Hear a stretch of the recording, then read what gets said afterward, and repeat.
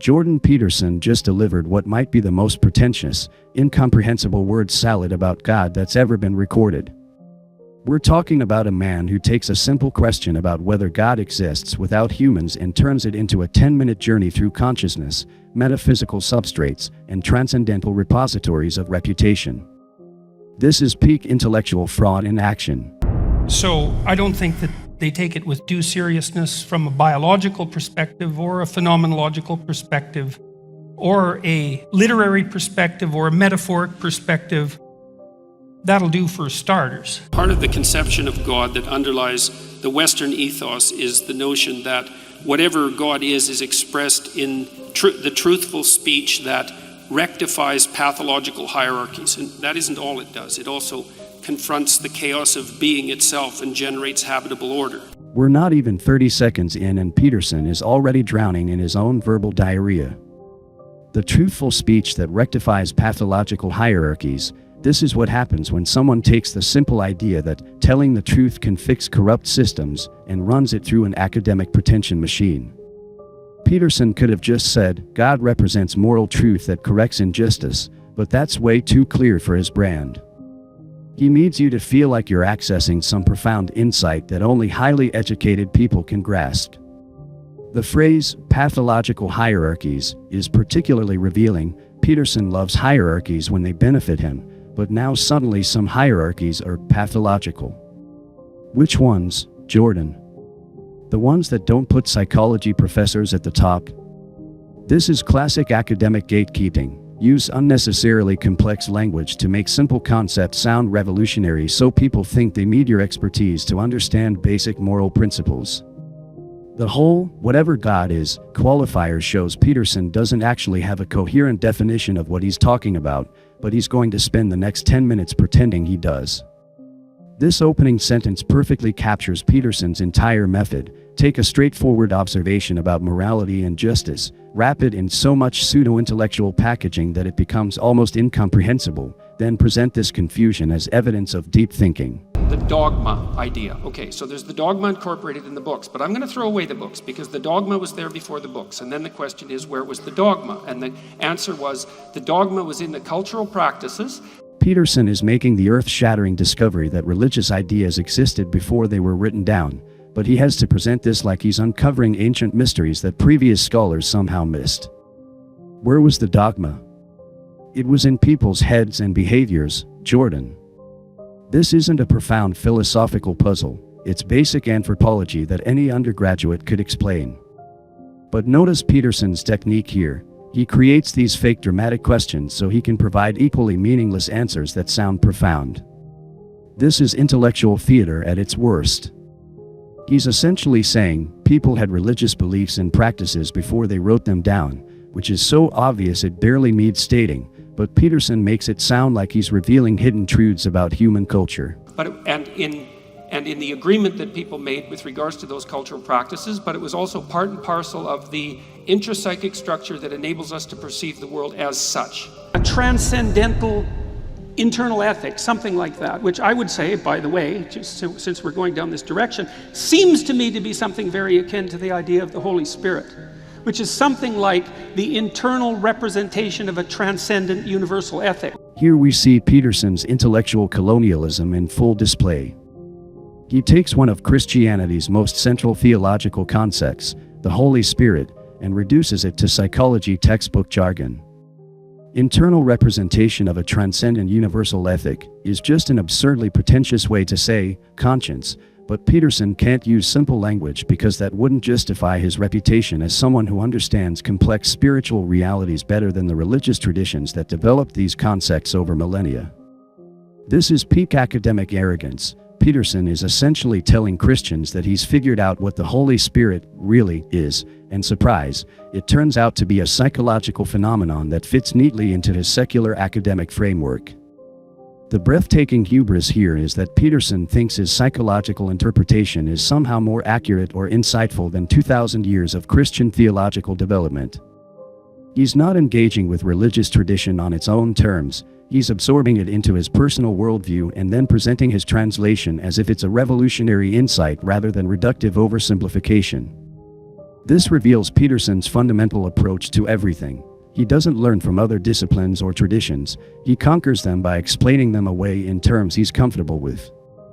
The Holy Spirit becomes psychology, ancient wisdom becomes evolutionary psychology, religious experience becomes neuroscience. What seems to be the case is that we have underneath our cognitive architecture and our social architecture a layer of symbolic and dramatic and narrative representation that instantiates the same concepts. This sentence is pure academic masturbation designed to make Peterson sound like he's conducting cutting-edge research when he's actually describing things that every anthropologist, psychologist, and literature professor learned in graduate school.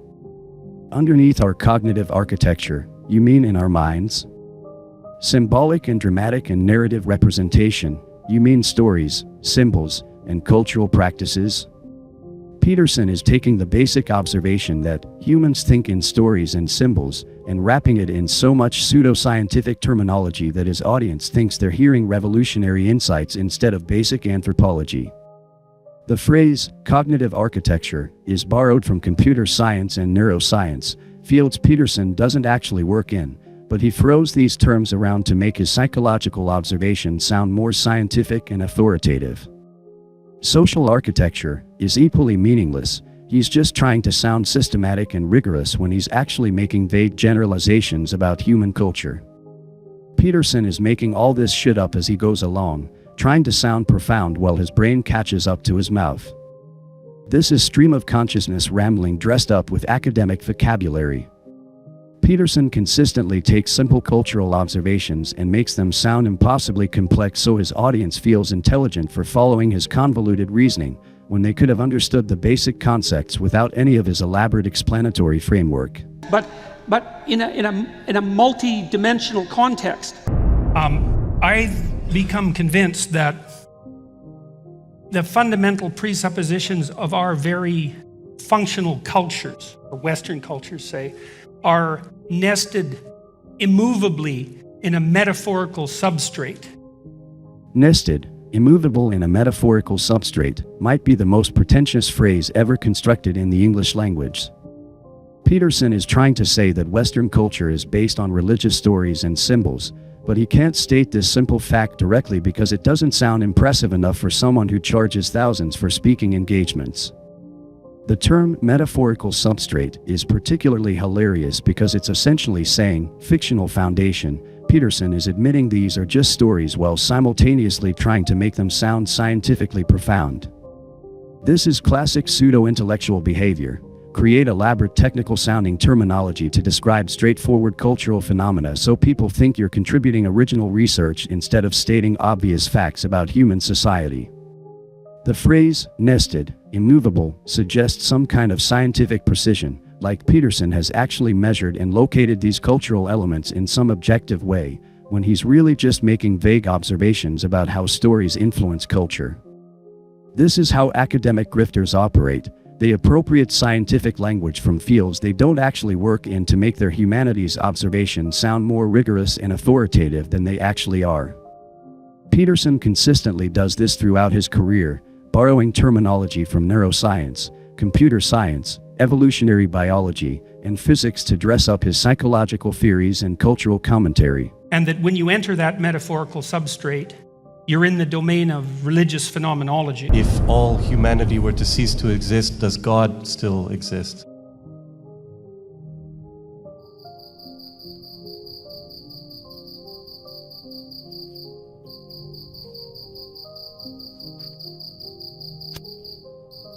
I don't think I know how to answer that.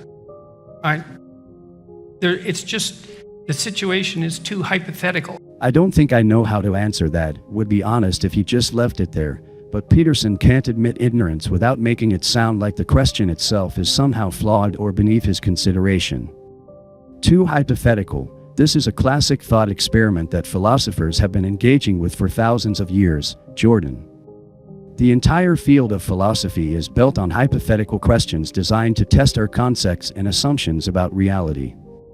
But Peterson treats this fundamental theological question like it's some kind of trick or academic game rather than a serious inquiry into the nature of divine existence. This response reveals everything about Peterson's intellectual cowardice, when faced with a question that would require him to take a clear position on God's existence independent of human consciousness, he retreats into vague evasions and makes the questioner feel foolish for asking. A real intellectual would recognize this as a central question in philosophy of religion and either engage with it seriously or admit it's outside their expertise. Instead, Peterson uses his authority to dismiss the question while making himself sound thoughtful and measured. This is classic pseudo-intellectual behavior. When you can't provide a substantive answer, attack the question itself and make the person asking it feel like they don't understand the complexity of the issue. I mean, I can take a crack at some of it, but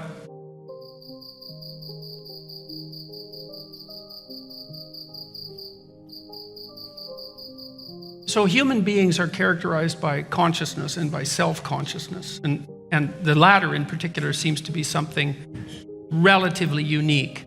There's some vague evidence for self-consciousness of lower sorts in animals, but it's not very compelling. Some of them can recognize themselves in a mirror, but our self-consciousness is accompanied by elaborated imagistic and linguistic models of ourselves and that have been elaborated over large spans of time.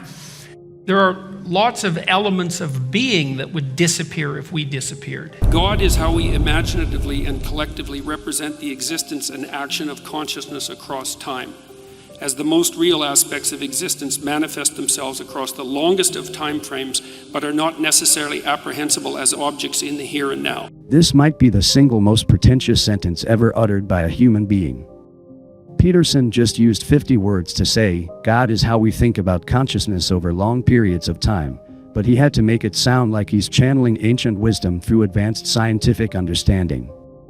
The phrase, are not necessarily apprehensive as objects in the here and now, is pure academic masturbation. He's trying to sound philosophical and precise when he's actually saying nothing meaningful. Apprehensive as objects, you mean perceived or understood? Just say that, Jordan.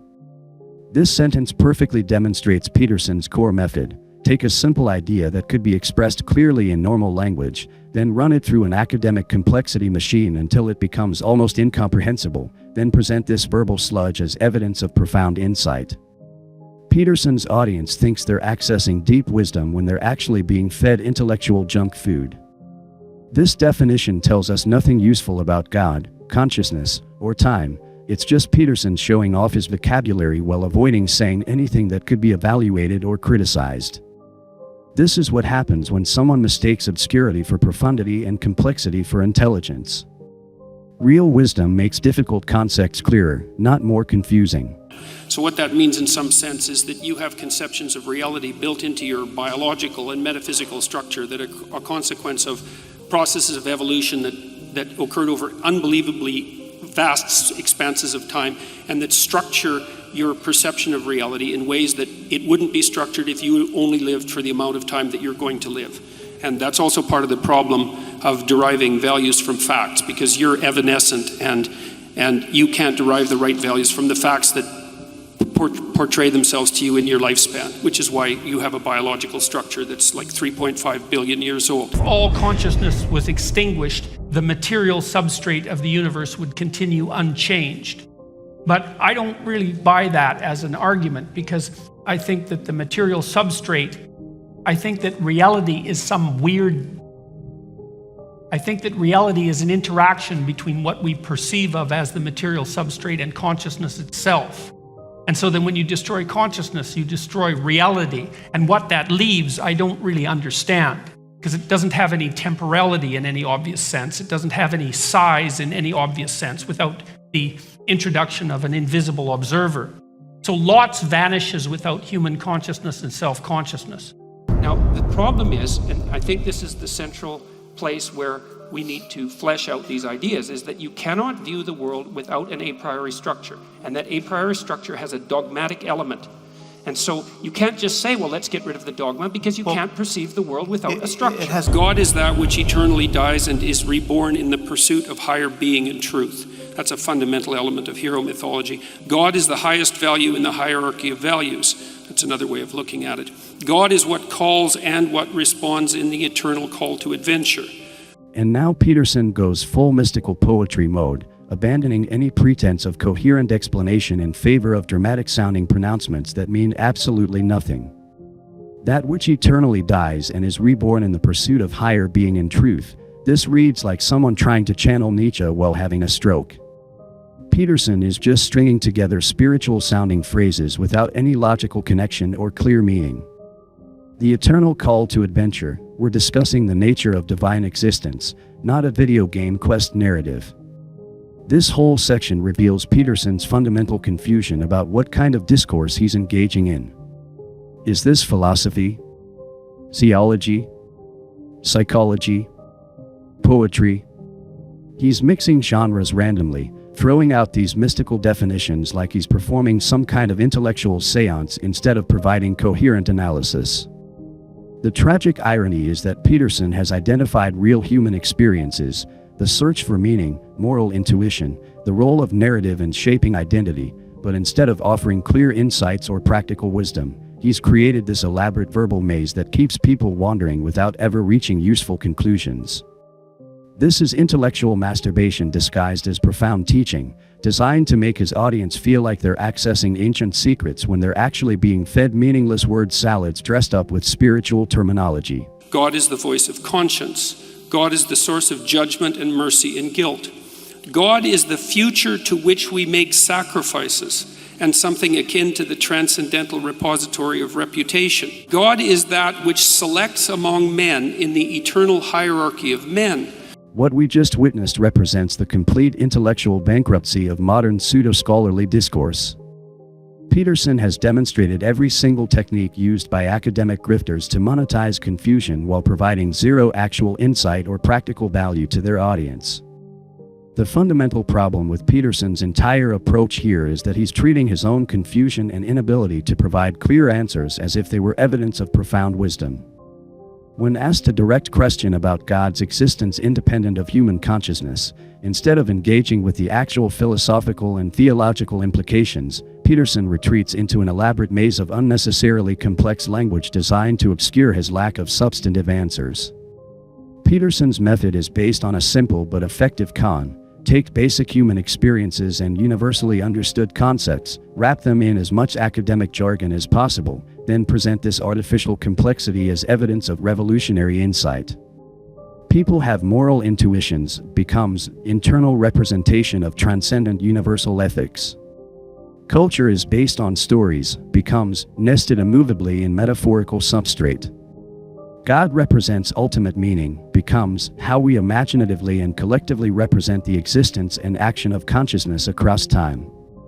This isn't translation or clarification, it's intellectual inflation designed to make simple truths sound impossibly sophisticated.